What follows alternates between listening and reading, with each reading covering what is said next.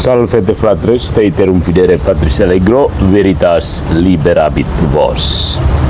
Ada satu pembicaraan dari Pendeta Deki Gadas yang mencoba menunjukkan bahwa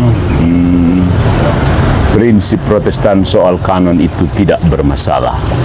Ya, dia mencoba menggambarkan bahwa yang bermasalah justru Katolik dan Ortodoks. Tapi saya akan menunjukkan bahwa argumentasinya tidak cukup kuat sehingga penjelasannya tidak bisa diterima dengan akal sehat.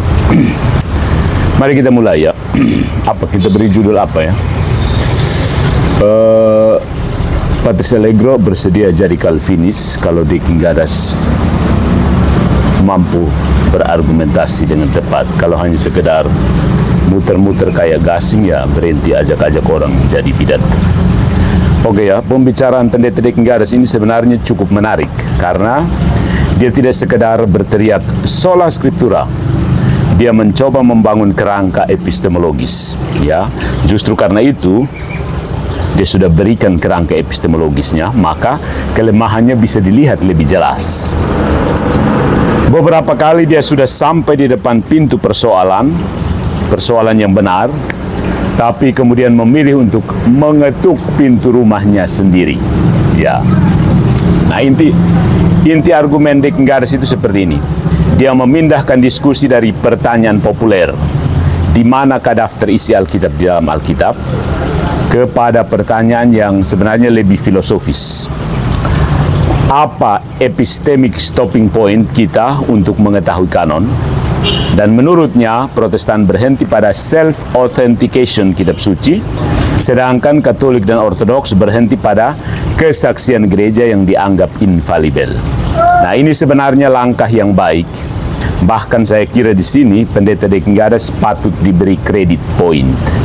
Pertanyaan kanon memang bukan sekedar soal mencari halaman bertuliskan daftar isi Matius sampai Wahyu. Masalahnya adalah bagaimana kita secara rasional mengenali kitab tertentu sebagai wahyu ilahi. Tetapi sesudah sampai pada titik ini, argumennya mulai pincang. Ya, mari kita lihat di mana kepincangan argumennya. Yang pertama, Deki Gadas mencampurkan ontologi dengan epistemologi. Dia berkata bahwa gereja tidak menciptakan kanon, gereja hanya mengenali kitab yang memang secara intrinsik adalah kitab suci. Nah, Katolik tidak perlu keberatan sedikit pun terhadap kalimat itu. Kitab tidak menjadi inspiratif karena gereja memilihnya. Injil Yohanes tidak menjadi firman Allah pada abad keempat ketika konsili lokal mencantumkannya. Dia sudah inspiratif sejak ditulis. Persoalannya berbeda. Bagaimana saya, Deki Gadas, Ezra Soru, Patris Allegro, Luther, Calvin, atau seorang Kristen abad ke-21 mengetahui secara pasti bahwa kitab X memang punya status tersebut? Bagaimana saya tahu bahwa kitab X punya status tersebut? Dan disinilah Deki Gadas diam-diam bergeser dari kitab itu punya kualitas ilahi pada dirinya. Dia bergeser menuju, karena itu kita bisa tahu dengan pasti kitab mana yang memiliki kualitas tersebut. Ini namanya non sequitur, ya. Ontological self-authentication tidak otomatis menghasilkan epistemic self-identification. Ya. Emas memang emas sebelum ahli metalurgi memeriksanya.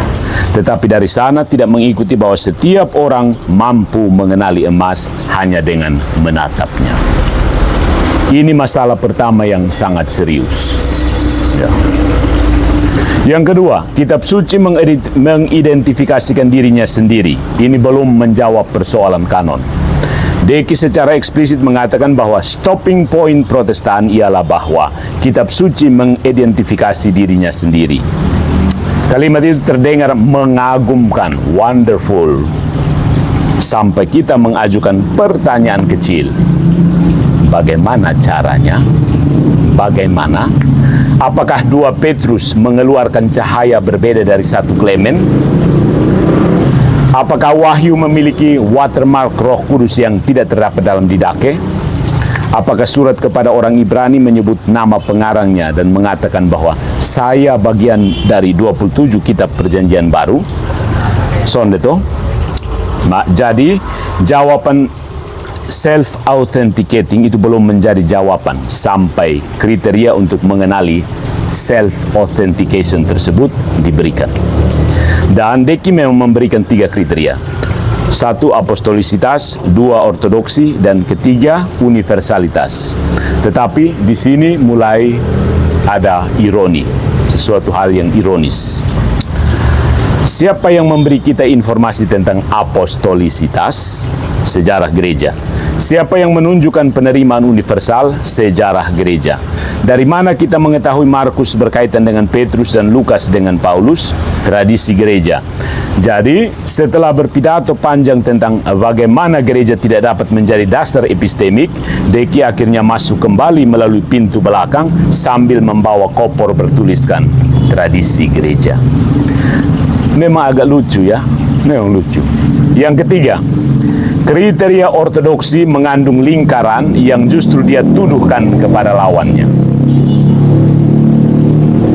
Deki mengatakan suatu kitab diterima bila ajarannya tidak bertentangan dengan kitab-kitab yang telah lebih dahulu diterima. Bagus, tapi sekarang tanyakan. Kitab-kitab yang lebih dahulu diterima itu diketahui kanonik berdasarkan apa? Kalau jawabannya karena sesuai dengan kitab-kitab lain, kita kembali ke pertanyaan sebelumnya.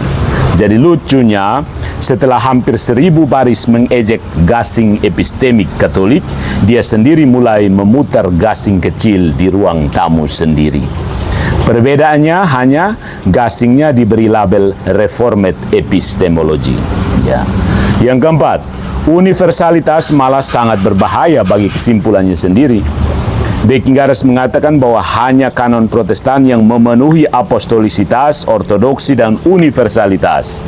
Karena Katolik dan Ortodoks sama-sama menerima kitab-kitab yang juga diterima Protestan. Keren. Ini kelihatan kuat, tetapi sebenarnya melakukan fallacy of the lowest common denominator. Fallacy of the lowest common denominator. Analoginya sederhana soal fallacy ini. Katolik, Ortodoks, dan Protestan sama-sama menerima Injil Yohanes. Katolik dan Ortodoks juga menerima Tobit. Dari fakta bahwa semua menerima Yohanes tidak mengikuti bahwa maka hanya kitab yang diterima ketiganya yang kanonik. Salah. Itu kriteria yang dibuat sesudah perpecahan lalu diproyeksikan mundur sebagai prinsip kanon gereja purba. Dengan metode seperti itu,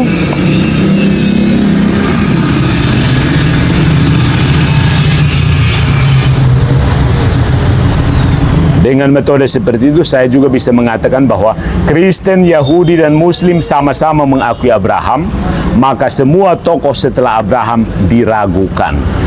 Tentu saja tidak. Kesepakatan minimum bukan otomatis batas kebenaran maksimum. Yang kelima, argumen Katolik dan Ortodoks berbeda, maka infalibilitas gereja gagal juga tidak mengikuti non sequitur. Deki Garas berkali-kali memakai perbedaan Katolik Ortodoks sebagai palu. Kalau keduanya mengklaim gereja sejati dan memiliki kanon berbeda, maka stopping point gereja infalibel rusak. Sonde. Dari A mengklaim P dan B mengklaim P tidak mengikuti bahwa P salah. Ya. Yang mengikuti hanyalah setidaknya salah satu klaim terhadap P perlu diuji. Ada 2 orang mengaku pewaris sah suatu kerajaan. Keberadaan 2 pretender ini tidak membuktikan bahwa konsep pewaris sah tidak ada. Deki sendiri bahkan akhirnya mengakui kemungkinan logisnya salah satunya benar atau keduanya salah. Tepat. Tetapi kalau salah satunya mungkin benar, maka perbedaan Katolik Ortodoks tidak membuktikan bahwa prinsip infalibilitas itu salah. Itu hanya berarti kita harus meneliti klaim eklesiologis masing-masing. Jadi setelah membuat banyak bunyi, lempar kursi, gasing, bom bunuh diri, logika Pak Deki sendiri diam-diam angkat tangan. Maaf, kesimpulan tadi ternyata belum terbukti, ya kan? Yang keenam, tuduhan infinite regress terhadap Katolik itu dibangun dari representasi yang terlalu sederhana. Deki mencoba menggambarkan Katolik kira-kira begini: kitab suci, gereja, sesuatu yang lain, sesuatu itu, sesuatu lagi, dan seterusnya sampai tanpa akhir. Tetapi ini hanya berlaku kalau epistemologi Katolik mengatakan setiap otoritas harus dibenarkan oleh otoritas lain yang lebih tinggi. Katolik tidak harus mengatakan begitu. Model Katolik jauh lebih organis: Kristus, para rasul, gereja apostolik, tradisi kitab suci, dan magisterium. Kristus sendiri cukup, ya. Bukan tiga kotak yang berdiri sendiri lalu saling memberi sertifikat. Karena itu, kitab suci dapat memberi kesaksian mengenai otoritas apostolik, sementara tradisi apostolik dan gereja mengenali kitab suci, tanpa berarti bahwa salah satunya menciptakan yang lain. Ini bukan regresi, ini namanya jaringan epistemik yang punya sumber ontologis yang sama, wahyu Allah dalam Kristus. Dan di titik ini argumentasi Deckenggaras terlalu individualistis terhadap bagaimana pengetahuan historis itu bekerja. Argumennya terlalu individualistis. Nah, Deki sendiri akhirnya membutuhkan gereja jauh lebih banyak daripada retorikanya mengizinkan. Dia mengakui gereja sebagai penerima, penjaga, pembela, pemberita, penafsir kitab suci. Ini bukan peranan kecil. Bayangkan seorang saksi mengatakan bahwa saya membutuhkan gereja untuk menerima manuskrip, menyimpannya, mengenali apostolisitasnya, memastikan pemakaiannya di berbagai wilayah, dan mempertahankan, memberitakannya, dan menafsirkannya. Lalu menambahkan, tetapi jangan coba-coba mengatakan gereja penting bagi kepastian kanon. Di titik ini tentu saja kita harus tersenyum atau meringis. Ya. Deckenggaras telah mengundang gereja untuk memasak, menyajikan makanan, menjaga dapur, mengenali resep, meneruskan resep selama berabad-abad. Tapi ketika makanan tiba di meja, dia berkata, terima kasih, sekarang keluar. Hidangan ini mengotentikasi dirinya sendiri.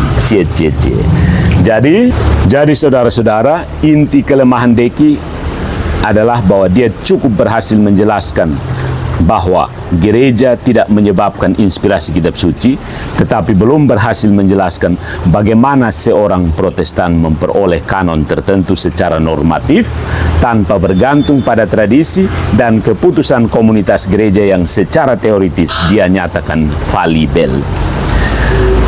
Pengakuannya sendiri bahwa gereja harus memakai apostolisitas, ortodoksi, dan universalitas sebagai instrumen epistemik justru membuat problem itu semakin tajam.